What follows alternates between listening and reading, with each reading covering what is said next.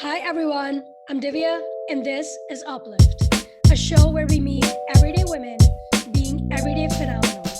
And I'm so excited to bring my today's guest on the show, who is my phenomenal friend, Daniela. Hi Daniela, Hi. how's it going? Going well, living that suburban mom dream life. I would know nothing about that. Welcome to my show. Thank you. I'm so happy to be here. It's I it's nice know. to interact with humans. Uh, Adult humans, I should say. Adult humans, right? So you are still on maternity leave. You are about to go back to work, Yes. right? One And more week. one more week. One more week of maternity leave. Oh And then boy. I go back. Yes. Oh boy. That'll be a hard transition. Yeah, I mean, we're working from home, so I don't think it'll be that bad. That's And I think this time around, very different from my first maternity leave. I have a 3-year-old and a 4-month-old, and my 3-year-old son, I did not want to go back to work. I cried every day. I'm ready to go back to work now. Like, 2 kids is no joke, and my daughter is a hot mess. So she's just like very vocal and fussy, and everything needs to happen on her time. And she sounds a lot like me, but she is, I mean, I think it's karma. My mom told me that it's karma for everything that I did to her. So, yes, about to go back to work. and so let's just get into it, right? Great. So tell us about yourself and just share your story with us. Sure. So I am a first generation American. My parents are both from Bolivia. My mom came in high school. My dad came when he was in his 20s. They come from very humble beginnings, came and worked at McDonald's and like very humble jobs when they first got here, didn't necessarily know the language. So we lived in a community in Northern Virginia until I was 15 years old. And it was a very affluent white community. So it was a little bit of a melting pot because you're outside of DC, but it was just the very beginnings of that. So I was one of only maybe 3 or 4 brown people in my entire, and when I say brown, I'm talking people of color in general, Right. in my entire school. So like until I got to high school, that's not when it wasn't until then that I saw more of that. So I always felt like an outsider living in Centerville. And then at 15, my dad takes a job with Marriott and we go international as a family. And Right. we moved a couple times in that time span. So we moved out of Northern Virginia and went to Cancun, Mexico. So I did my freshman sophomore year of high school in Cancun, Mexico, which was quite the experience. Mhm. Then went to the Dominican Republic. Spent 2 years in the Dominican Republic. That's where I graduated from high school. My parents went on to live in other countries in Latin America, and we would go home to wherever they were for the holidays. So my Right. college experience was going to tropical locations for Thanksgiving and Christmas and going. I started a career in hospitality. My dad worked for Marriott for 25 years or 30 years. My sister would work for Marriott. My mom worked for Marriott. It was just like That's the crazy. family business. We're like a pack of wolves, right? We run together. If one person jumps, we all kind of jump That's together. amazing. Went into hospitality, did that for 10 years, did everything in the hotel business that you can think of, front of the house, back of the house for 10 years. And then my husband and I were living in Kansas City at the time. And I was ready to get back to the Northern Virginia area. So I Too. had never had the opportunity to really be my 100% myself in any situation because you're either in front of the customer or you're in front of the executives of the hotel, and everybody puts up a front, like you've got this Right. smile, right? It's like plastered to your face. So they sent this job and it seemed like it could be something I would be good at. I had no idea what I was getting myself into. So come over to Capital One. Very lengthy process. It took about 14 months, but landed in this like perfect job. And the more that I stayed at Capital One, the more I knew that there was like so much more for me to do, not just in Capital One, but just in Right. general. I had like limited myself to thinking that hospitality is what I knew. And as soon as I made the jump and realized I could be good somewhere else, so worked at Capital One for the last 4 years. I now have 2 children, 2 dogs, living that suburban Oh. life. We are moving further away from the city into the countryside, I guess you Wow. would say, of Virginia. Next year, we're building a home. So, like, very much living that adult, I guess I would say, dream that I had growing up, which is very interesting to me because I don't consider myself an adult yet. So, Okay. it's I suffer from what I'm sure a lot of people, women in general, suffer. Imposter syndrome is real, and it's just like so ingrained in me that I have to talk myself out of it on a daily, almost minute to minute basis. A lot of women and a lot of people of color have that Hmm. syndrome, and I feel like it is systemic driven. And Absolutely. so, what are some of the things that you do? Like you said, that you have to like talk yourself out of it, but it could also be very exhausting. Yeah, it's definitely a journey. I think that you hit it on the head when you said that it's a systematic thing, and it's ingrained. It's a very cultural thing as well.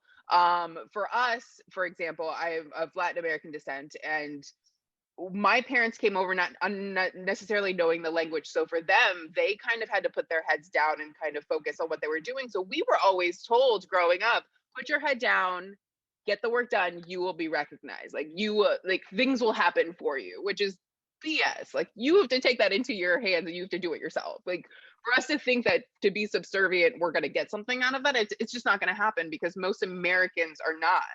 So they look out for themselves and they like make what they want known, and it's not something that's easy for us to do as people of color or women, really. To be vocal, we are seen as something different than our counterparts if we are vocal versus what Yeah. if when they're vocal, right? So it's an ongoing journey, and it for me, the exhaustion hit, and I couldn't handle it anymore, so I had to go all the way back to the beginning and kind of understand why that was happening. So Mm. coming to the realization, is it imposter syndrome, or is it because my parents felt a certain kind of way and they taught me to feel a certain kind of way, and that's why I'm feeling this way? It's not me doing this to myself, it's other forces that are telling me that I need to do this to myself. So like taking it all the way back to the beginning, and why am I feeling this way, and understanding the sacrifices that my parents made. And a lot of the imposter syndrome has to do with like making my parents proud all the time, and they don't necessarily put that pressure on me. Right. I put that pressure on myself. They sacrificed a lot to come to this country to give us a better life. And that's just like a story you hear over and over and over. And this overwhelming need, desire, um, whatever you may call it, to give back to your parents is always there, right? So kind of Yeah. thinking about that and accepting that, and just in every instance knowing, like I constantly tell myself I'm a badass now. Like I have to tell myself You I'm a are. badass. I that it took me actually joining Capital One and meeting you to be able to tell myself that, or to push myself to tell myself that on a daily basis, because you are such a badass and you constantly tell yourself you're a badass. And I Oh think my. that's amazing. And it's not like you sit there and like you're like, I'm a badass, but it's just like in the way that you reinforce yourself, Oh. it gave me the like push I needed to do the same. Because at Marriott, I couldn't do that. Hmm. But it took me a while at Capital One to like peel back the layers to actually like come out 100% as myself. That and it was really just like kind of meeting you and like the way that you presented yourself. I was like, damn, I can do this, cool. And then it like Daniela, oh came my out. God. Oh This is my upliftment moment of the show. yes. Oh, thank you You so did that for much. me. And this is so cliche, and I don't know why I started saying this, but I can't stop. You have to step into your power. I don't know where I got it. I may Whoa, have heard it that's somewhere. I have big. no idea. But I started telling people that it happened to be a lot of people of color or women of color that would come to me at Capital One as I would leave jobs, would reach out to me asking me about like how I got to where I was going or what I was doing and how I felt comfortable enough to do so. So Right. I just started, and it's always easier to give others that advice than it is to That is take very the true. advice, right? Very Like I true. could be a badass, like what is it, life coach. I could be bad, like my life hot mess. Everybody else's, you guys are gonna succeed, right? That's gonna be my little catchphrase. um I feel like when I look at you, a lot of it like looks very organic and natural. That's because of the person you are and all of the experiences and the deep, like the thinking that you did going back like to the beginning. That definitely has worked in your favor. You both America and Latin America is a major part of you, and you are enough as a person, as a mom, as a friend, as a wife, and you're just amazing. And I'm really Thank you. I'm really glad to call you my friend. Okay, so you did talk about how some people have been reaching out to you, and you know you've been giving advice. So in effect, you're uplifting people around you. What uplifts you on a day-to-day basis? You know, honestly, I love being a cheerleader. I love being like that hype man for people. It gives me energy to give that energy to other people. Good answer. It really does. Like, I love it. Amazing. All right, so time for a fun fact.